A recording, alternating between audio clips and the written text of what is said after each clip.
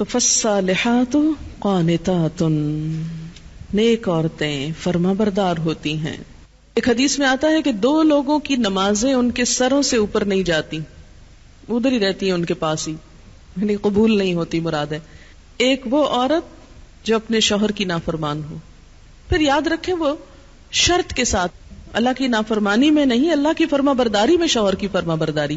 اللہ تعالیٰ کی ذات اوپر ہے، جو حکم شوہر کا اللہ کی مرضی کے مطابق ہوگا اس کو ماننا.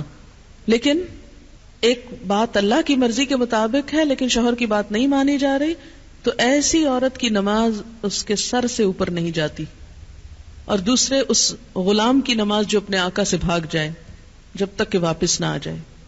ایک اور حدیث میں آتا ہے عورت شوہر کے معاملے میں کسی دوسرے کی بات نہ مانے، کسی دوسرے کی، حتیٰ کہ پیرنٹس کی بھی. آپ کو پتا ہے کہ والدین کی اطاعت فرض ہے. اللہ تعالیٰ نے قرآن پاک میں کیا کہا؟ اللہ کی عبادت کرو اور ماں باپ کی بات مانو. لیکن جب ایک عورت کی شادی ہو جاتی ہے تو اب اس کے لیے اس کا اصل گھر کون سا ہے؟ شوہر کا گھر ہے. اور اب اس کے لیے والدین کی اطاعت سیکنڈری ہے، شوہر کی اطاعت نمبر 1 ہو گئی ہے. پہلے والدین اس کی کفالت کر رہے تھے، اب شوہر اس کی کفالت کر رہا ہے. اب ایک نیا گھر بن رہا ہے. اس کے ڈسپلن میں کیا ہے کہ بیوی شوہر کی بات مانے، نہ کہ میکے کی ڈکٹیشن لیتی رہے روز ٹیلی فون پر. آج کل جتنے کمیونیکیشن کے ذرائع بڑھ گئے اتنے ہی مسائل بڑھ گئے. اور اس کی ایک بنیادی وجہ کیا ہے کہ اچھے مشورے تو کم ہی ملتے ہیں. زیادہ تر ٹیلی فون بھی غیبت پروموٹ کرنے کا ذریعہ بن گئے کہ اس میں جو گفتگو ہوتی ہے، کبھی آپ کراس ٹاکنگ کسی کی سنیں، بعض اوقات نہیں دل بھی چاہ رہا تھا مگر سن رہے ہوتے تو آپ دیکھیں کہ لوگ جو عمومی طور پہ باتیں کر رہے ہوتے ہیں وہ کیا ہوتی ہیں، اس نے یہ کر دیا، اس نے وہ کر دیا، اس کا یہ. تو شادی کے بعد شوہر اور بیوی کو کیا چاہیے؟ باہم ایک دوسرے کو اعتماد ملے، اپنے مسئلے مسائل باہم حل کریں. خصوصاً پیرنٹس تک معاملہ کم سے کم جائے، نہ ہی جائے تو اچھا ہے، کیونکہ بہت جذباتی ہوتے ہیں نا ماں باپ بچوں کی محبت میں، اور بچیوں سے تو خاص طور پہ بہت پیار ہوتا ہے، اتنے لاڈ سے پالا ہوتا ہے. جب وہ دیکھتے ہیں کہ بچی اگلے گھر میں خوش نہیں تو ان کی ساری خوشیوں پہ پانی پھر جاتا ہے.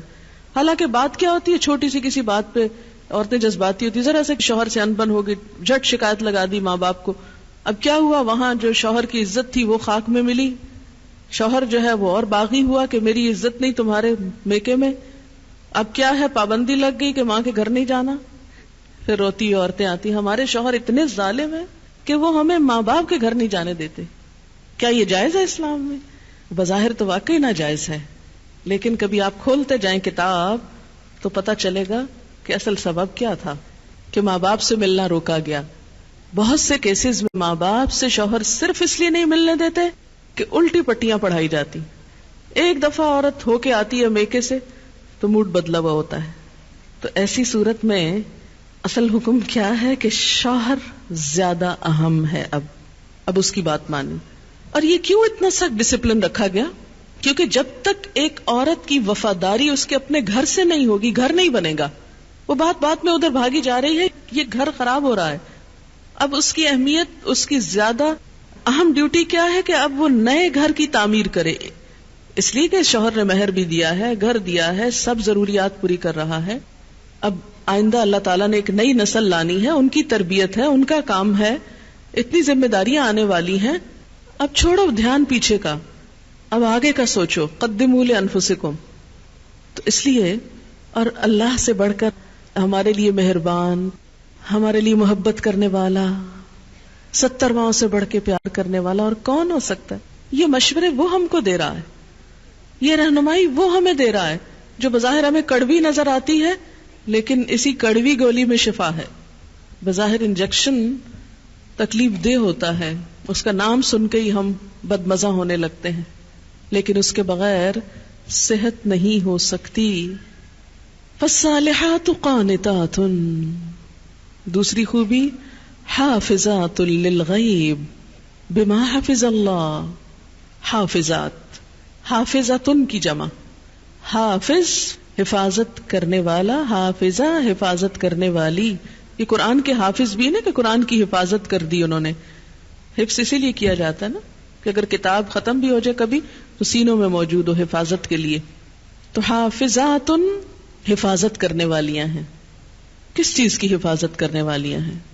للغیبی، غیب کے لیے، یعنی غائبانہ طور پر، غیب میں، لام بمانا فی ہے، یعنی شوہر کی غیر موجودگی میں، شوہر کی عدم موجودگی میں حفاظت کرنے والی ہیں.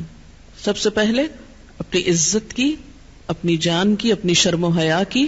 یہ نہیں کہ ایک عورت دیکھے شوہر گھر پہ نہیں تو وہ غلط کام شروع کر دے، یا شوہر دیکھ نہیں رہا تو دوسرے مردوں سے غلط تعلق قائم کر لے.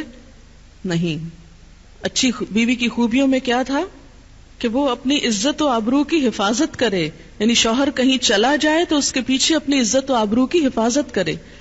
حافظات، تو سب سے پہلے اپنی عزت و آبرو، شرم و حیا کی حفاظت، کہ کوئی دوسرا مرد اس کی زندگی میں نہ آئے، نہ اس کے خیالوں میں، نہ اس کے خوابوں میں، نہ اس کی اور کسی چیز میں، سب آؤٹ. محسنات، قلعہ بند، اسی لیے کہا گیا کہ اب وہ ایک شوہر کے حصار میں ہیں، ایک شوہر کے قلعے میں ہیں. محسنات، سب دوسرے مرد باہر. اب آپ دیکھیں کہ سب سے پہلی چیز تو عزت کی حفاظت ہو گئی. نمبر 2، رازوں کی حفاظت. شوہر اور بیوی کی جو تنہائی میں گفتگو ہو اس کو ڈسکلوز کرنے سے منع کیا گیا ہے کہ وہ باہر جا کر سہیلیوں میں وہ قصے نہ سنائے. یہ کیوں منع کیا گیا؟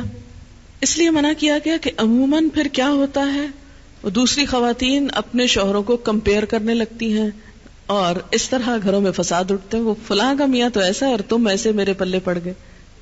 ایک حسرت و یاس اور ایک مایوسی کی کیفیت. تو اس لیے خاص طور پر تنہائی کی باتیں، راز کی باتیں جو محض شوہر اور بیوی کے درمیان ہی ہو سکتی ہیں، ان کا ذکر کہیں اور نہ کیا جائے. کسی گہری سے گہری دوست کو بھی کوئی ایسا قصہ نہ سنایا جائے. حافظات للغیب. پھر تیسری چیز، مال کی، گھر کی حفاظت. پیسے ضائع نہ کرے. یہ نہیں کہ شوہر کے گھر، شوہر کے مال اور شوہر کی تنخواہ اور شوہر کی پراپرٹی میں سے چھپ چھپا کے میکے والوں کو مت بھیجتی رہے. بہت سے فساد اس وجہ سے ہوتے ہیں کہ سسرال کو دینے کے لیے تو نمبر 2 مال ہوتا ہے اور میکے کو بھجوانے کے لیے پسندیدہ چیز. قدرتی بات ہے کہ انسان کی جو اٹیچمنٹ ہوتی ہے وہ ماں باپ سے بہت زیادہ ہوتی ہے. ایک ایسی خیرخوائی ہوتی ہے جس میں دنیا کی کوئی دوسری چیز شریک ہی نہیں ہو سکتی. ظاہر ہے جنہوں نے جنم دیا، جنہوں نے پالا پوسا، ان کے ساتھ محبت اور خیرخوائی کیسے نہ ہو، وہ تو ہوگی، لیکن اس کی بھی حدود ہیں. وہ حد سے آگے نہیں بڑھنی چاہیے کہ شوہر کما کے لائے اور ہر وقت عورت شکوا کرے، پورا ہی نہیں پڑتا، ہوتا ہی نہیں، ہے ہی نہیں، یہ بھی نہیں، وہ بھی نہیں، وہ بھی نہیں، اور پیسے بٹورتی چلی جائے اور ادھر سے چھپ چھپا کے دوسری طرف دیتی چلی جائے. نہیں، حتیٰ کہ فی سبیل اللہ بھی اگر عورت کو دینا ہے تو شوہر کی رضامندی ضروری ہے، یعنی شوہر کا مشورہ بھی ہونا چاہیے اس میں. اللہ یہ کہ اس کا اپنا مال ہو. اپنے مال میں بھی اچھا ہوتا ہے کہ انسان مشورہ کر لے کہ کیا خیال ہے، یہاں نہ کر دیا جائے. اب پیچھے وہ مہر کی بات ہوئی تھی نا کہ عورتوں کو ان کے مہر دے دو. اب عورت ایک مہر لے لے اور وہ کہے چونکہ میرا مال ہے جدھر مرضی خرچ کروں، تم کون ہو پوچھنے والے. نہیں، اس میں بھی ایک اچھے آئیڈیل گھر کی نشانی کیا ہے کہ باہم مشورے سے مال خرچ کریں. تو اللہ کی راہ میں دینے کے لیے بھی چھوٹا موٹا تو دینا جو ہے، جیسے صدقہ خیرات میں جیسے کوئی فقیر آ گیا کھانا کھلا دیا، کچھ راہ چلتے ہوئے کسی نے گاڑی کا دروازہ آپ کا نوک کیا، آپ نے کچھ نکال کے دے دیا. چھوٹی موٹی چیزوں میں تو ایک باہمی انڈرسٹینڈنگ ہوتی ہی ہے، لیکن بڑی اماؤنٹس خرچ کرنے میں کہ جس میں پتا ہو کہ شوہر مائنڈ کرے گا تو نہیں دینی چاہیے، اور خصوصاً اس کے مال میں سے. اور اسی طرح میکے کو دیتے وقت بہت ہی احتیاط کی ضرورت ہے. کوئی بھی چیز دینا ہو. ہماری ایک دوست نے، بزرگ دوست ہیں، انہوں نے ایک بڑی اچھی بات بتائی تھی اور میں نے دیکھا کہ یہ اتنا خوبصورت زندگی کا اصول ہے، اگر اس پر عمل کیا جائے یا کیا جا سکے تو بہت سی بھلائیاں ہو سکتی. وہ کہتی ہیں کہ جب ہماری شادی ہوئی تو میں نے اپنے شوہر سے کہا آج کے بعد آپ کے خاندان کو لک آفٹر کرنا میری ذمہ داری اور میرے رشتہ داروں کا خیال رکھنا آپ کی ذمہ داری. کہتے ہیں کہ اس طرح ہم دونوں کے خاندانوں میں بڑی محبت پیدا ہوئی. کہتی کہ میں نے اپنی ذمہ داری لی کہ میں سب تحفے تحائف اپنے سسرال کو دوں گی اور میرے شوہر نے لی کہ وہ میرے بہن بھائیوں کو دیں گے. اب اس میں کیا ہے کہ دونوں ایک دوسرے کے خیال رکھ رہے ہیں. تو شوہر کو بہت خوشی ہوتی ہے جب اس کے بہن بھائیوں اور اس کے والدین اور اس کے رشتہ داروں کی کیئر کی جائے. اگر کوئی عورت شوہر کے دل میں جگہ بنانا چاہتی ہے تو اس کا بہترین نسخہ یہی ہے کہ اس کے رشتہ داروں، اس کے بہن بھائیوں کی قدردانی کریں، ان کا خیال رکھیں اور دل سے سنسیئر ہو جائیں ان کے لیے. اور اسی طرح بیوی کے لیے یہ بات بڑے اعزاز کی ہوتی ہے کہ اس کا شوہر اس کے بہن بھائیوں، پیرنٹس کا خیال رکھے اور ان کے لیے تحفے تحائف یا کچھ بھی لین دین کا وہ اہتمام کرے. تو اب آپ دیکھیں کہ جب آپ اپنے ہاتھ سے اپنے ماں باپ کو دیں گے تو وہ شک کی نگاہ سے دیکھے گا، جب وہ دے رہا ہوگا تو آپ چپ کر کے بیٹھی ہوں گی، اچھا نہ دیکھا، پھر دے دیا وہ فلاں کو، پھر دے دیا فلاں. تو ضرور ایک بد اعتمادی سی رہتی. لیکن جب آپس میں اگر ممکن ہو، کوئی ایک ضروری نہیں کہ آپ پہ امپوز کیا جائے، لیکن ایک اچھا مشورہ بعض اوقات اچھا فائدہ دے جاتا. اگر ممکن ہو اور شوہر تعاون کرنے والا ہو تو آپس میں یہ طے کر لیجیے، تو اس سے بہت زیادہ خوشگواری آئے گی. کیونکہ ایک خاندان کی خوشگواری صرف ایک خاندان کے ساتھ نہیں ہوتی، ان کے آس پاس یعنی سسرال اور میکے دونوں کے ساتھ خوشگوار تعلقات اس بیچ کے خاندان کو خوشگوار بناتے ہیں. اور جتنا زیادہ انسان مل جل کر رہنا سیکھے اور ایک دوسرے کے حقوق کا لحاظ رکھے، اتنی ہی زیادہ خوشیاں آتی ہیں. تو فالصالحات قانتات حافظات للغیب، مال کی حفاظت. اور آخری چیز بچوں کی حفاظت، بچوں کی تربیت. بہت سے جھگڑوں اور کیسز میں دیکھا گیا ہے کہ شوہر کو شکایت ہوتی ہے کہ بیوی بچوں کا خیال نہیں رکھتی. کئی باپ بچوں کے معاملے میں بہت ٹچی ہوتے، بہت سینسیٹیو ہوتے ہیں، وہ ماں سے بھی زیادہ بڑھ کر ماں بنتے ہیں ان کے لیے. اور چھوٹی چھوٹی چیز میں اس کو دوا پلائی ہے کہ نہیں، اس نے کھانا کھایا ہے کہ نہیں، ہر وقت ان کا دھیان بچوں میں ہوتا ہے. بہت اچھی بات ہے. اب ایسی عورتوں کی زیادہ ہی شامت آتی ہے کہ جب شوہر بیوی کی بھی ذمہ داریاں لینے لگے بازوں کا ضرورت سے زائد، تو اس میں یہ ہے کہ اگر بچہ کمزور ہو، اگر بچہ بیمار ہو تو ماں کی شامت آ جاتی ہے. لیکن یہ ہے کہ اصل ذمہ داری بچوں کے سلسلے میں ان کی تعلیم و تربیت کی ماں ہی کی بنتی ہے، اور اس میں اگر عورت کوتاہی کرے تو یہ چیز بھی گھر میں فساد کا سبب بنتی ہے. تو جو مائیں بچوں کی نگہداشت کرنا جانتی ہیں وہ گھر کو زیادہ بہتر خوشحال رکھ سکتی ہیں. اس میں آپ دیکھیں کہ حضور صلی اللہ علیہ وسلم نے قریش کی عورتوں کی تعریف فرمائی کہ قریش کی عورتیں کتنی اچھی عورتیں ہیں جو بچوں کے لیے انتہائی مہربان ہیں، ان کی کیئر کرنے والی. حافظات للغیب، للغیب میں کہ شوہر تو باہر کام کرنے گیا ہوئے. اب بعض مائیں کیا ہے، مار مار کے بچوں کو دھواں کر دیتی، شوہر کا غصہ بھی بچوں پہ نکال رہی ہوتی. شوہر کی موجودگی میں تو بعض وقت نہیں مار سکتی تو پیچھے ان کی شامت آتی معصوموں کی. تو یہ حافظات للغیب، اپنی عزت و آبرو، اپنے گھر بار، راز، بچوں، ان سب چیزوں کی کیئر، لک آفٹر، حفاظت. اور اگر نہ کی اور شوہر غریب نے کچھ نہیں کہا تو نہ صحیح، لیکن اللہ تعالیٰ پوچھے گا. کیوں؟ اس لیے کہ حدیث میں آتا ہے وَالْمَرْأَةُ رَاعِيَةٌ فِي بَيْتِ زَوْجِهَا وَمَسْئُولَةٌ عَنْهَا، عورت راعیہ، نگران ہے، فی بیت زوجہا، اس کے شوہر کے گھر میں. یعنی شوہر کی مراد کیا ہے؟ شوہر کی عدم موجودگی میں نگرانی کس کی ہے؟ بیوی کی. یعنی وہ دیکھے مثلا بچے ہی نہیں کہ بہت چھوٹے ہیں تو کیئر کرنے، مثلا بڑے ہیں تو بھی دیکھے کہ ان کی دلچسپیاں کیا ہیں، مشغلے کیا ہیں، تعلیمی صورتحال کیا ہے، اور اسی طرح بہت سی چیزیں. اور پھر راعیۃ فی بیت زوجہا ومسئولۃ عنہا، اور اس سے اس کے بارے میں پوچھا جائے گا. یعنی قیامت کے دن عورت سے ان چیزوں کی نگہداشت کے بارے میں سوال کیا جائے گا. اچھا، عورت کو یہ حفاظت کیوں سونپی گئی؟ عورت کی خوبی حافظات کیوں بنائی گئی؟ بما حفظ اللہ، بوجہ اس کے جو حفاظت کی اللہ نے. کس چیز کی؟ ان کے حقوق کی. اللہ نے ان کے حقوق کو پروٹیکٹ کیا، مرد کو ذمہ دار بنایا، لہذا ان کو بھی اپنی ذمہ داری پوری کرنی چاہیے. اس طرح حقوق اور فرائض کا ایک خوبصورت بیلنس، دونوں اپنے اپنے مدار میں گھوم رہے ہیں. سورج دن کو چمک رہا ہے، چاند رات کو چمک رہا ہے. ایک وقت میں گھر کے لیے مرد کی ضرورت ہے، ایک وقت میں عورت کی ضرورت ہے. دونوں کا اپنا اپنا رول ہے، اپنی اپنی ذمہ داری ہے. خوشحالی اور روحانی مسرت اسی وقت آتی ہے جب دونوں اپنی اپنی ذمہ داری پوری کریں.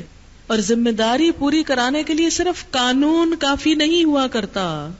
اب جیسے کہ مغرب میں عورت نے اسٹیٹ کو قوام بنانا چاہا کہ اسٹیٹ ان کے لیے قانون بنائے. اب دیکھیں قانون بنا کر آپ جبرن قہرن کسی آدمی کو کتنا پابند کر سکتے ہیں کہ تم ضرور بیوی کے حقوق دو، اور پولیس مین جائے گا اور پیچھے سے شوہر جو چاہے گا پھر کرے گا. تو پولیس تو نہیں کنٹرول کر سکتی معاملہ، قانون تو نہیں کر سکتا. قانون کسی حد تک فائدہ دے سکتا ہے، لیکن اصل چیز اللہ کا تقوی ہے. جب تک معاشرے کے اندر خدا کا خوف نہیں آتا، نہ ایک عورت وفادار ہو سکتی ہے اور نہ ایک شوہر ذمہ دار ہو سکتا ہے. واللاتی، اور وہ عورتیں، تخافون، تم ڈرتے ہو، نشوزہن، ان کی سرکشی سے. نشوز کا لفظی معنی ہوتا ہے بلندی، اٹھان، ابھار، ارتفاع. خصوصاً جب کسی چیز میں یہ اٹھان ہیجان کا نتیجہ ہو، ہیجان، غصے، غضب. وہ عورتیں تم ڈرتے ہو ان کے اٹھان سے، ان کی سرکشی سے، ان کی بلندی سے. یعنی بلندی سے مراد یہاں کیا ہے کہ وہ شوہر کو یا اپنے سے حقیر سمجھتی ہے یا اپنے برابر کا سمجھتی ہے. ہمارے ہاں یہ جو ایکویلٹی کی بات آئی نا، اور ایکویلٹی کا تصور آیا، اس نے گھروں کو بہت نقصان دیا. کہ جب حقیقت میں وہ ایکول تھی نہیں، کیونکہ ایکول تو ہوتا ہے انسان اپنی ہی کلاس میں.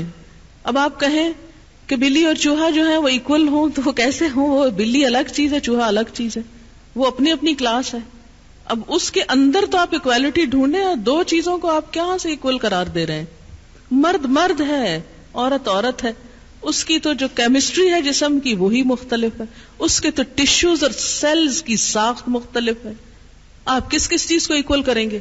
ہو سکتا ہی نہیں، کیونکہ دو مختلف چیزیں جو ہیں.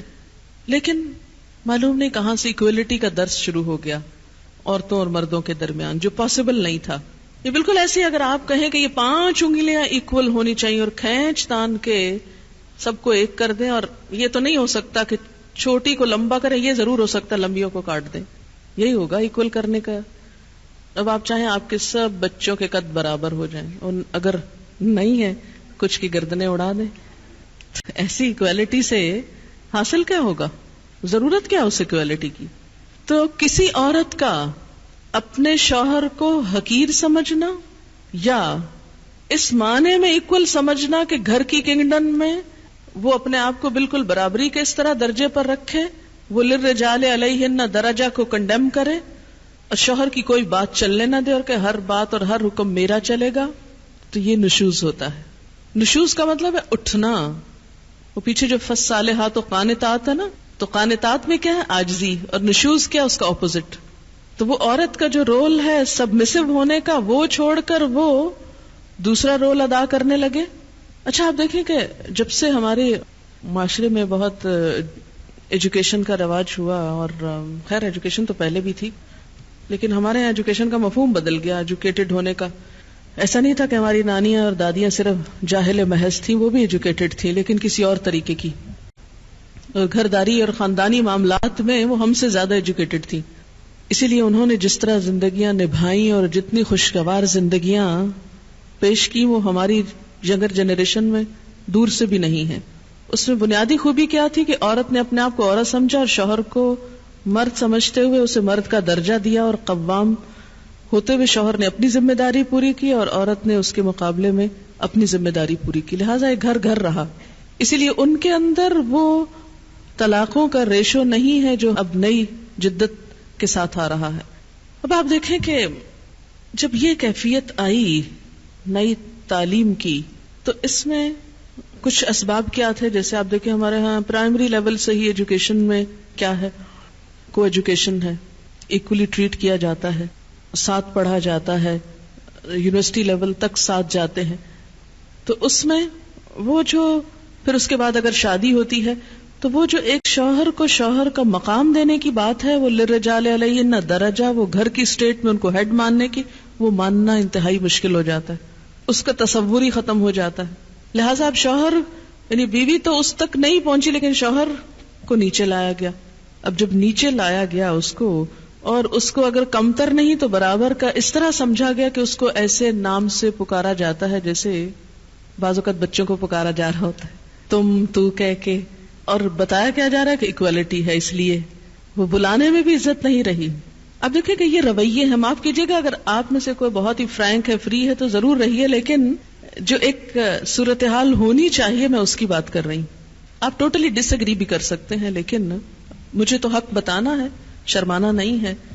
تو آپ دیکھیں کہ جب سے نام اس طرح پکارا جانے لگا کہ جس میں کوئی عزت آبرو، یعنی کہ نام مثلاً اگر شوہر کا نام زید ہے تو اس کو زید اس طرح کہہ کے بلایا جائے جیسے بیٹے کا نام زید ہو تو اس کو بلایا جا رہا ہے، اسی ہی ٹون میں، اسی ہی انداز میں، اسی ہی سٹائل میں. تو یہ صرف نام پکارنا ہی نہیں ہے، یہ ایک رویے کا اظہار کر رہا ہے، ایک رجحان کی بات ہو رہی، ایک تعلق اور ایک انداز کی بات ہے جو ایک بلانے کے انداز سے لے کر پھر باقی سب معاملات میں ساتھ چلتی. تو اسی لیے ہماری نانیاں اور دادیاں جب کہتی تھی منی کے ابا اور منی کے ابا اور اس کے، تو اگرچہ ہمیں بہت آکورڈ لگتا ہے وہ سب کچھ. پھر ایک جنریشن تو منی کے ابا کہتی تھی، اگلی کہتی صاحب کا ساتھ نام لگاتی تھی، شوہر کے نام کے ساتھ صاحب. اب اگلی جنریشن نے صاحب بھی اڑا دیا، اور معلوم نہیں آئندہ کیا ہونے والا ہے. ہو سکتا ہے نک نیم سے پکارا جانے لگے، اور شاید پکارا بھی جاتا ہو. ٹھیک ہے، اگر آپس میں فرینکنیس ہے تو کوئی حرج نہیں نام لینے میں. آپ کو پتا ہے کہ حضرت عائشہ جب حضور سے ناراض ہوتی تھی تو کیا کہتی تھی، کیسے پکارتی تھی ان کو؟ صحیح حدیث کے الفاظ مجھے یاد نہیں. آپ صلی اللہ علیہ وسلم نے ایک دفعہ فرمایا کہ عائشہ جب تم مجھ سے ناراض ہوتی تو مجھے پتا چل جاتا ہے، کیونکہ تم کہتی ہو ابراہیم کے رب کی قسم. یہ کہنے کی بجائے کہ محمد کے رب کی قسم کہتے ابراہیم کے رب کی قسم، یعنی پھر تم میرا نام لینے کی بجائے حضرت ابراہیم کا نام لیتے. تو یہ ہے کہ نام لینے میں حرج نہیں، کوئی حرج نہیں اگر نام سے پکارا جا رہا ہے، لیکن تو اور تم نہ کہیں. عام لوگوں کے ساتھ بھی بات کرتے ہوئے ہمارے اندر ڈیسنسی ختم ہوتی جا رہی ہے. آپ دیکھیں کہ اگر ہم اپنی کسی دوست کو بھی تو کہیں تو کہتے ہیں بہت فرینکنس کی علامت ہے، لیکن مجھے تو کبھی ایسی فرینکنس اچھی نہیں لگی کہ جس میں انسان بدتمیزی پہ اتر آئے اور تو اور تم کہنے لگے. جو عزت آپ میں ہے، اور ہمارے کلچر کا بھی ایک تھوڑا سا حصہ ہے کہ اس میں لفظ انگریزی میں تو یو ہی ہے، ایک ہی بیچارہ، لیکن اردو میں الحمدللہ رچ ہے اردو اس سینس میں، تو بھی ہے، تم بھی ہے، آپ بھی ہے. تو ایک اچھے لفظ کا انتخاب کر لیں، اور جب اللہ نے ایک درجہ زیادہ دے دیا تو عزت کا لفظ بولنے میں نقصان کچھ بھی نہیں ہوگا. جواب میں آپ بھی عزت پائیں گے، کیونکہ جب آپ کسی کو تم کہہ کے بلائیں گے تو پھر دوسرے کو بھی تم کا موقع دے رہے ہیں. پنجابی میں بھی ہے ایک لفظ، ایک تو ہے اور ایک تسی ہے. تو اس میں یہ ہے کہ یہ چیز بظاہر یوں لگ رہا ہے، یا ہو سکتا ہے آپ کو بہت ناگوار لگ رہی ہو اور آپ سوچ رہے ہو کہ ہمیں بیکورڈ بنایا جا رہا ہے، لیکن مجھے کبھی ایسے ماڈرن بننے میں کوئی خوبصورتی نظر نہیں آتی کہ جس میں گستاخی شامل ہو جائے. گستاخ ہونا ہی کیا ماڈرن ہونا ہے؟ کیا بدتمیزی کرنا ہی کانفیڈنس کا نام ہے؟ آپ کو پتا ہے کہ قرآن میں کیا آتا ہے؟ وَيْلٌ لِكُلِّ هُمَزَةٍ لُمَزَةٍ، ہلاکت ہے، تباہی ہے، بربادی ہے ہر اس شخص کے لیے جو منہ در منہ تانے دیتا ہے اور پیٹھ پیچھے عیب جوئی کرتا ہے. اللہ نے اس کے لیے ہلاکت بتائی، اور ہم منہ در منہ لوگوں کو تانا دینے میں کوئی جھجک ہی محسوس نہیں کرتے، بلکہ ہمارے بچے بدتمیزی کریں تو ہم کہتے کتنے کانفیڈنٹ ہو گئے ہیں، بڑوں کو ایسے جواب دیتے ہیں، ٹکا کے چپ کرا دیتے ہیں. اور اس کو ہم بچوں کو انکریج کرتے ہیں، ایک بدتمیزی کے بعد ایک پر اور کرو، شے دیتے ہیں. کیا انٹیلیجنس صرف بدتمیزی کے اندر ہے، گستاخی کے اندر ہے؟ نہیں. آپ صلی اللہ علیہ وسلم تو اس لیے آئے کہ اچھے اخلاق کی تکمیل ہو جائے، خوبصورت اخلاق. میں تو سمجھتی ہوں کہ نہ صرف یہ کہ شوہر، بچوں کو بھی اگر ہم عزت، احترام اور ادب سے بات کریں، جو خاص طور پر مجھے اردو اسپیکنگ یہ کہنا تو نہیں چاہیے کلاسیفیکیشن، لیکن کچھ چیزیں سمجھانے کے لیے لتعارفوا کی بات جیسے قرآن میں آتی کہ جیسے چھوٹے بچے کے لیے بھی سو رہے ہیں، کر رہے ہیں، اتنا اچھا لگتا ہے یہ جب کوئی بولتا ہے. اگر ہمیں عادت نہیں ہوئی اور اب تک عادت نہیں ہے تو بہت مشکل ہے اس کو ہم پلٹیں، لیکن ہمیشہ سے مجھے بہت اچھا لگتا ہے جب بچے کے لیے بھی کوئی کہتا ہے کہ بچے کو یہ سو رہے ہیں. ایک ادب کی بات ہے، کہ احترام کی بات ہے.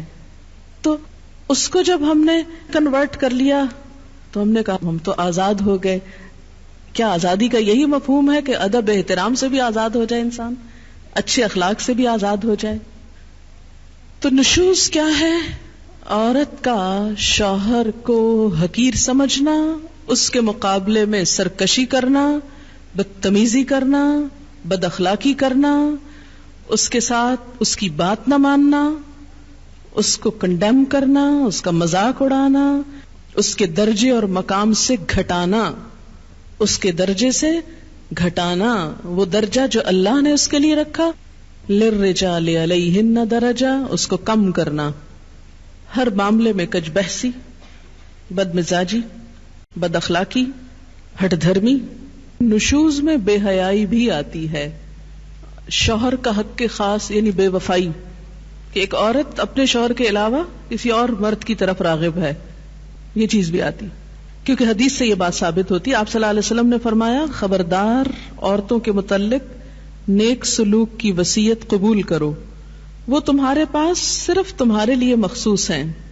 اس کے سوا تم ان کے کچھ بھی مالک نہیں، بجز اس کے کہ وہ کھلی بے حیائی کریں، اگر وہ ایسا کریں تو تم انہیں بستروں میں علیحدہ کر سکتے ہو اور اس طرح مار سکتے ہو کہ چوٹ نہ آئے، واللاتی تخافون نشوزہن، تو یہاں فرمایا گیا کہ جو شوہر ڈرتے ہوں، کانپتے ہوں اپنی بیویوں کی بد مزاجی سے، خوف کھاتے، تخافون، تو کیا کرو، فعظوہن، ان کو نصیحت کرو، وعظ یعظ، کیسی نصیحت؟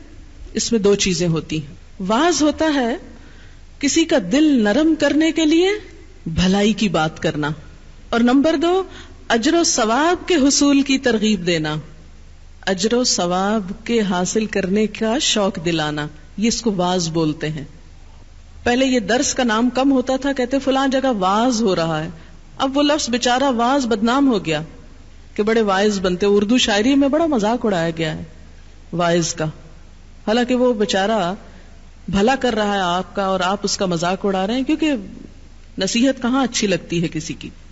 تو واعظ عربی زبان کے لفظ میں دو چیزیں، کسی کا دل نرم کرنے کے لیے اس سے بھلی بات کرنا، اور نمبر 2 اجر اور ثواب کے حصول کی ترغیب دینا۔ تو شوہر کو کیا حکم دیا گیا کہ جو بیوی تمہارے ساتھ بدتمیزی کرتی ہے، بد کلامی کرتی ہے، سرکشی کرتی ہے، تو جواباً تم نہیں کرو، سب سے پہلا کیا کرو، ان کو نصیحت کرو، ان کو بھلی بات کرو، تم نرمی سے معاملہ کرو۔ جیسے کہ ایک اور جگہ پر آیا نا کہ اگر تمہارے اور ان کے درمیان عداوت بھی ہے، یعنی اگر ان من ازواجکم و اولادکم عدوا لکم، دشمن بھی ہیں وہ تمہارے، فاحذروہم، تو ان سے محتاط رہو، لیکن وان تعفوا وتصفحوا وتغفروا، 3 لفظ اوپر تلے، ان تعفوا معاف کر دو، تصفحوا درگزر کرو، تغفروا بخش دو، قصور جانے دو، فإن اللہ غفور رحیم۔ تو شوہروں کو کیا تلقین ہے اللہ کی طرف سے کہ بیوی کی طرف سے عداوت بھی ہو، دشمنی تک آ جائے، یعنی سرکشی اپنی آخری حد کو پہنچ جائے کہ صرف بد کلامی نہیں، کسی اور کے ساتھ مل کر عداوت تک بات آ گئی، تو تم نے جواباً کیا کرنا ہے، معاف کرنا ہے، فعظوہن، نصیحت کرنا ہے، ان کا دل نرم کرنے والی بات کرنی ہے، یعنی ان کی ایک طرح سے اخلاقی تربیت کرنا ہے، ان کو آخرت کا احساس دلانا ہے۔ اس لیے میں سمجھتی ہوں کہ وہ شوہر جو اللہ تعالیٰ کی اس آیت پر عمل کرتے ہیں، یا ایھا الذین آمنوا قوا انفسکم واہلیکم نارا، اے لوگو جو ایمان لائے ہو، بچاؤ اپنے آپ کو اور اپنے بال بچوں کو آگ سے، تو اس کے لیے وہ جو دینی تعلیم کا انتظام کیے رکھتے ہیں مستقل بنیادوں پر گھر میں، تو پھر ان کو ایسی صورتحال کم ہی دیکھنا پڑتی ہے کہ بیوی ان کے سامنے بد اخلاق ہو یا بد مزاج ہو، کیونکہ ہر روز اگر چھوٹی سی بات آپ دیکھیں کہ گھر والوں کے ساتھ مل کر ہم تفریح کرتے ہیں، کھانا کھاتے ہیں، ٹیلی ویژن دیکھ رہے ہیں اور بہت کچھ کر رہے ہیں، تو کیا گھر والوں کے ساتھ مل کر ایک چھوٹی سی گیدرنگ، چاہے روز نہ بھی ہو، ہفتے میں 1-2 دن ہو، کیا کچھ اچھی باتوں پہ نہیں ہو سکتی؟ کوئی اچھا موضوع گفتگو کا نہیں ہو سکتا کہ جس میں کوئی دلوں کو نرم کرنے والی بات بھی ہو، اخلاقی تربیت بھی ہو؟ نبی صلی اللہ علیہ وسلم نے اس کا خاص اہتمام فرمایا۔ آپ کو معلوم ہے کہ ہر روز عصر کے بعد ازواج مطہرات کی تعلیم کا وقت ہوتا تھا۔ کتنے شوہر ہیں کہ جو اپنی یہ ذمہ داری پوری کرتے ہوں؟ یہ سنت ہی اٹھ گئی۔ شوہر کی ذمہ داری صرف دنیا میں بیوی کو کھلانا پلانا اور اچھا پہنانا نہیں، اس کی ذمہ داری یہ بھی ہے کہ قوا انفسکم واہلیکم نارا، آخرت میں آگ سے بچانا بھی ہے. اب کیا کیا جائے کہ وہ تو دنیا کی ذمہ داری بھی پوری کرنے سے کترا رہے ہیں, آخرت کی کہاں ہوگی. بہرحال تو سب سے پہلا کام کیا بتایا گیا کہ اگر عورت اطاعت نہیں کرتی, تمہیں تمہارا حق نہیں دیتی, تو تم اس کے ساتھ نرمی برتو. فعظوہن, نصیحت کرو, سمجھاؤ بجھاؤ. نہیں مانتی, سنتی ہی نہیں, اس پر توجہ ہی نہیں دیتی. اب کیا کرو؟ وہجروہن فی المضاجع, کٹی کر لو. وہجروہن, ہے جیم رے, ہجر, ہجرت بھی اسی سے ہے, ہجرت کر لو. کہاں؟ فی المضاجع, بستر میں, یعنی بستر چھوڑ دو اس کا. بیڈ روم بھی ہو سکتا ہے, یعنی بیڈ روم الگ کر لو, یا بیڈ الگ کر لو, یا ممکن نہ ہو اور جگہ نہ ہو یا اور بیڈ نہ ہو تو منہ موڑ لو, یعنی ناراضگی کا اظہار, خفگی کا اظہار. اب دیکھیں کہ بہت سے معاملات اس سے پھر سلجھنے لگتے ہیں. عورت کے لیے شوہر کی بے رخی بہت تکلیف دہ چیز ہوتی, ناقابل برداشت. جب دیکھتی کہ شوہر ناراض ہو گیا تو پھر اس کو فکر ہونے لگتی. وہجروہن, ان کو چھوڑ دو. لیکن بخاری میں آتا ہے لا تہجر الا فی البیت, گھر چھوڑ کے نہیں جانا. شوہر کو منع کیا کہ گھر نہیں چھوڑنا, گھر کے اندر ہی رہنا ہے. یعنی اصل میں اشارہ ہے اس چیز کی طرف کہ جسمانی تعلق منقطع کر لے, بات چیت چھوڑ دے, تھوڑا موڈ آف کر لے, شاید بے رخی سے. پہلے کیا ہے؟ نرمی کرے, نرمی نہیں چلی, اب سختی کر لے, یعنی بے رخی کر لے. کچھ لوگ سمجھانے سے مان جاتے ہیں, معاملہ حل ہو گیا. کچھ لوگ ناراضگی سے مانتے ہیں, وہجروہن سے مان جاتے ہیں. لیکن کچھ ایکسپشنل کیسز ایسے بھی ہوتے ہیں کہ جن کو نہ دوا اثر کرتی, نہ انجیکشن اثر کرتا ہے, ان کے لیے آپریشن ضروری ہوتا. کچھ بیماریوں کا علاج آپریشن کے بغیر نہیں ہوتا, کوئی چارہ نہیں, اوپن ہارٹ سرجری ضروری. اب اس کے لیے کیا ہے؟ وَضْرِبُوهُنَّ. اس ایک لفظ سے اتنا بھڑکتی ہیں عورتیں. دیکھ, اللہ نے تو ہمیں کوئی عزت ہی نہیں دی, لکھا مارو ان کو. اب اگر آپ ساری آیت چھوڑ کے صرف مارو والی پکڑ لیں تو یہ زیادتی والی بات ہوگی نا. یہ نہیں دیکھا کہ کب مارو, کیوں مارو, یا کتنا مارو, یا کس کو مارو. کیا اللہ کے رسول صلی اللہ علیہ وسلم نے کبھی کسی کو مارا؟ کبھی زندگی میں کسی عورت پہ ہاتھ نہیں اٹھایا, ایک مثال نہیں. ورنہ اگر یہ اتنا ضروری ہوتا تو آپ خود مار کے دکھاتے. لیکن آپ کی سنت میں ایسی کوئی چیز نہیں ملتی. آپ دیکھیں کہ کچھ بیماریاں ایسی ہوتی ہیں کہ جس میں الیکٹرک شاکس لگائے جاتے ہیں نا, تو یہ ایک طرح سے شاک لگانے والی بات. اور مارنے سے مراد یہ نہیں کہا گیا کہ مار کے ہڈی پسلی توڑ دو. دو چیزیں شرائط ہیں ساتھ. منہ پہ نہیں مار سکتے. نمبر 2, ایسی مار نہیں مار سکتے کہ نشان چھوڑے. یعنی مارنے میں کوئی مار غیر مبرح کا لفظ آتا ہے, ایسی مار نہیں کہ جس میں ان کے جسم پر کوئی نشان آئے. ابن عباس نے اس کی تفسیر کی ہے کہ جیسے مسواک, ٹوتھ برش, ایک پین. اور بعض علماء نے یہ کہا کہ صرف یوں اشارہ, کیونکہ یہ کہا گیا نا ایسی مار نہ مارو کہ چوٹ آئے. یہ حدیث وضاحت کر رہی ہے کہ چوٹ نہ آنے دینا. تو پھر اگر چوٹ نہ آئے تو وہ کون سی مار ہے جس میں چوٹ نہ آئے؟ چوٹ تو آئے گی, لگے گی تو چوٹ آئے گی. تو اس پہ انہوں نے اس کی وضاحت کیا کی کہ اس طرح, یعنی جیسے ڈنڈا دکھانے والی بات ہوتی ہے نا, غصے کی انتہا, یعنی مارنے کی بجائے یعنی دکھانا. اور ابن عباس نے کہا کہ صرف جیسے مسواک جیسی چیز کو, یعنی جیسے کسی کو جھنجھوڑنے کے لیے, کیونکہ کسی بھی سخت چیز کو دیکھ کر عورت ایک دم جھٹکا لگتا ہے اس کو, اچھا اب ہاتھ اٹھے گا, مار نہیں کھا سکتی.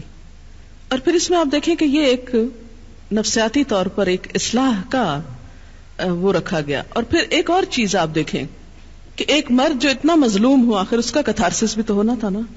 ایک مرد جس کی بیوی بدتمیزی کرتی, بد کلامی کرتی, بات نہیں مانتی, حجت بازی, بحث, اور اس کے ساتھ ساتھ وہ بے وفا بھی ہے, اور روز غصے میں ہے, شوہر روز غصے میں ہے, کسی طرح سمجھانے سے سمجھ نہیں رہی, ناراضگی کو کچھ نہیں جانتی. تو کیا اب چھوڑ دیا جائے اس کو اس حال پہ؟ نہیں. گھر کو بچانے کے لیے آخری چارہ کار کہ آخری درجے تک پھر پریشرائز کرو کہ وہ پلٹ آئے, گھر کو بچائے, لوٹ آئے. ورنہ یہ بھی کہا جا سکتا تھا طلاق دے دو, نہیں بات مانتی طلاق دے دو, کتنا آسان تھا یہ کہنا. لیکن نہیں, طلاق نہیں, گھر کے اندر رکھتے ہوئے اصلاح. پھر اسی طرح آپ صلی اللہ علیہ وسلم نے فرمایا کہ کوئی اپنی بیوی کو یوں نہ مارے جیسے اپنے غلام کو مارتا ہے. پھر اسی طرح آپ صلی اللہ علیہ وسلم نے مارنے سے منع بھی کر دیا تھا. تو ہوا یہ کہ عورتیں بہت زیادہ دلیر ہو گئیں اور اس پر پھر اجازت دے دی گئی, اور آپ نے ساتھ ہی اجازت دینے کے ساتھ ہی فرمایا وَلَن يَضْرِبَ خِيَارُكُمْ, اور تم میں جو اچھے لوگ ہوں گے وہ ہرگز نہیں ماریں گے. یہ آپ نے خود فرمایا,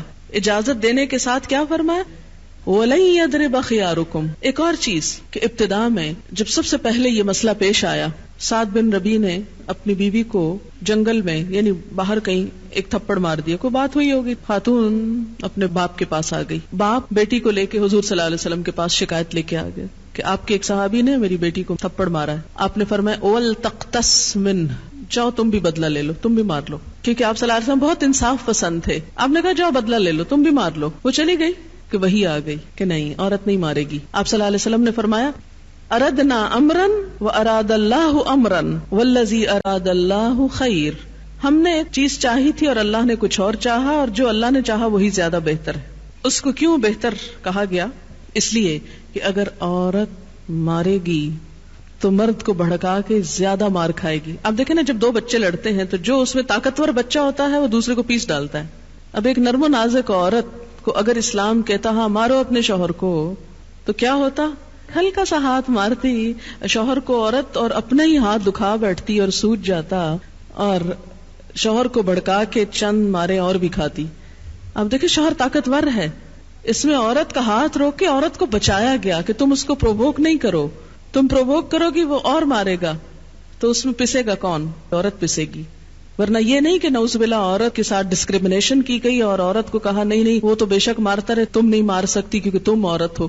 اس کو بھی مارنے کی لمٹس بتا دی گئی, اور وہ دراصل ایک طرح سے جھٹکا دینا مقصود ہے, نہ کہ عورت کو پیٹ پیٹ کے گھر سے نکال دینا. اور پھر خاص طور پر مارنے میں عورت کو جو روکا گیا وہ اسی وجہ سے کہ عورت زیادہ نقصان اٹھائے. آپ دیکھیں ویسٹ میں اس وقت عورتیں جو مار کھاتی ہیں, کبھی آپ نے بھی شاید کوئی نمونہ دیکھا ہو, بعض اوقات بہت بری طرح پٹی بھی ہوتی ہیں, اچھی خاصی پڑھی لکھی کمانے والی خواتین. اور اس میں سمجھتی ہوں کہ وجہ یہی ہے کہ وہاں جب عورت بھی مارنے پہ آ جاتی ہے تو پھر اس کا نتیجہ زیادہ سخت اسی کے اوپر پڑتا ہے, اسی پر زیادہ برا اثر پڑتا ہے, اس لیے عورت کو روک دیا گیا. پھر اس میں ایک اور چیز آپ یہ دیکھیں کہ یہ کوئی پسندیدہ روش نہیں. آپ دیکھیں کہ کسی بھی چیز کی ایک اجازت اور چیز ہے اور اس کا استعمال اور چیز ہے, اور پھر استعمال کا طریقہ اور چیز ہے. وَضْرِبُوهُنَّ کا لفظ نمبر 1 آخری درجہ ہے اصلاح کا, نمبر 2 شرائط کے ساتھ ہے, نمبر 3 ناپسندیدہ ہے. اگر یہ کانٹیکسٹ آپ کو سمجھ میں رہے, میں ایک ایسے کیس کو جانتی ہوں, ہے تو بڑی آکورڈ بات, کیونکہ چونکہ ہر وقت لوگوں کے قصے کہانیاں سنتی رہتی ہوں, اسی لیے میں کہتی ہوں میں لوگوں سے بہت کچھ سیکھتی ہوں. اگر وہ سن کے باتیں نہ سیکھوں تو قرآن کی تفسیر نہ کر سکوں, کیونکہ مسائل کے ہوتے ہوئے جب تفسیر ہوتی ہے تو وہ زیادہ ریلیونٹ ہوتی ہے بنسبت اس کے کہ آپ خود ہی بولتے چلے جائیں. ایک عورت کا کہنا یہ تھا کہ جب تک میرا شوہر مجھے نہ مارے میری سیٹسفیکشن نہیں ہوتی. کین یو امیجن, وہ شوہر سے مطالبہ کرتی تھی کہ مجھے مارو. ایکسپشنل کیسز ہیں لیکن ہیں. بہرحال وَاهْجُرُوهُنَّ فِي الْمَضَاجِعِ وَاضْرِبُوهُنَّ فَإِنْ أَطَعْنَكُمْ, پھر اگر وہ تمہاری بات مان جائیں, أَطَعْنَكُمْ یعنی اطاعت کرنے لگے, سرکشی چھوڑ دیں, فَلَا تَبْغُوا عَلَيْهِنَّ سَبِيلًا. تبغوا بغا یبغی کا کیا معنی ہوتا ہے, حد سے تجاوز کرنے کی خواہش کرنا. بغی کا مطلب چاہنا بھی ہوتا ہے نا, کس چیز کو چاہنا, حد سے بڑھنا, حد سے تجاوز کرنے کا جواز تلاش کرنا. فلا تبغوا حد سے بڑھنے کا جواز تلاش کرنا. فرمایا پھر مارنے کے اور ناراض ہونے کے بہانے مت ڈھونڈو. اگر وہ بات مانتی ہیں اطاعت کرتی ہیں تو پھر ان کو مارنے کے بہانے مت ڈھونڈو, کیونکہ اللہ تعالیٰ تم پر پوری قدرت رکھتا ہے. ان اللہ کان علیٰ کبیرا, بے شک اللہ بلند ہے, بہت بڑا ہے. یعنی اس اجازت سے ناجائز فائدہ مت اٹھاؤ. اگر ایسا کرو گے تو جو اللہ بلند ہے, تم پہ پوری قدرت رکھتا ہے, وہ تم سے اس جرم کا بدلہ لے گا. یعنی کوئی شوہر جو اپنی بیوی پر کوئی ناروا زیادتی کرے, اللہ اس سے بدلہ لے گا. اسی لیے اللہ تعالیٰ کی یہ 2 صفات یہاں آئی ہیں, ان اللہ کان علیًا, اور رحیمہ بھی ہو سکتا تھا لیکن کبیرہ تکرار کے لیے پھر دوسری صفت بڑائی کی استعمال ہوئی کہ اے شوہر تم اپنے آپ کو بڑی چیز نہ سمجھو, تمہارے اوپر تمہارا رب تم سے بڑا ہے, وہ تمہیں پوچھنے کی پوری طاقت رکھتا ہے. اور یوں مرد کے اس وحشیانہ پن کو جو عورت کے ساتھ ہو سکتا ہے اسے پوری طرح کنٹرول کر لیا گیا. وَإِنْ خِفْتُمْ چوتھا طریقہ، 3 پہلے ہو گئے نا، چوتھا طریقہ، اور اگر تم کو ڈر ہو، شقاق بینہما، ان دونوں کے درمیان اختلاف کا، دشمنی کا. دونوں سے مراد میاں بیوی، یعنی شوہر اور بیوی آپس میں سخت اختلاف میں ہیں. شقاق شین قاف قاف شق سے ہے، شاق گزرنے والی چیز، ایسا اختلاف جو سلجھایا نہ جا سکے، یعنی شوہر اور بیوی آپس میں سمجھوتا نہ کر پائیں. وَإِنْ خِفْتُمْ شِقَاقًا، اگر ایسی کھٹ پٹ ہو گئی کہ جو باہم اب ان سے سلجھ نہیں رہی، تو پھر بھی یہ نہیں کہا کہ فوراً طلاق دے دو، نہیں، کیا کرو، اب دونوں کے خاندان انٹرفیئر کریں گے. فَبْعَثُوا، تو مقرر کرو، بھیجو، حکمن، ایک حکم. حکم اور حاکم میں فرق ہوتا ہے. حاکم عدالت میں ہوتا ہے اور حکم خصوصی فیصلہ کرنے والا جو گھر کا بھی ہو سکتا ہے، کسی پنچایت کا بھی ہو سکتا ہے. تو مقرر کرو ایک فیصلہ کرنے والا من اہلہ، اس مرد کے گھر والوں میں سے، وحکمن، اور ایک فیصلہ کرنے والا من اہلہا، اس عورت کے گھر والوں میں سے. ان یریدا اصلاحا، اگر وہ دونوں ارادہ رکھتے ہوں اصلاح کا. دونوں کون؟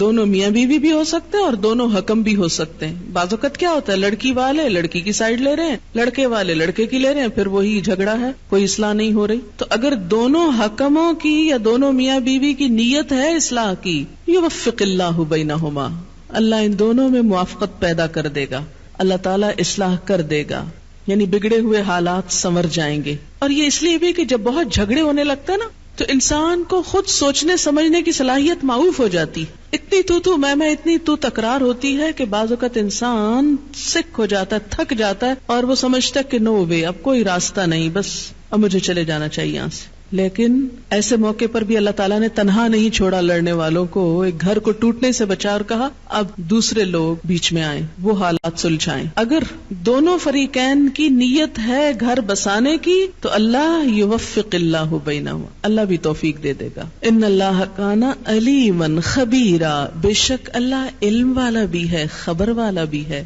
اس کو سب پتا ہے کون گھر بسانا چاہتا ہے اور کون صرف اجاڑنا چاہتا ہے، لہذا وہ اسی کے مطابق توفیق دیتا ہے، اسی کے مطابق راہیں آسان کرتا ہے.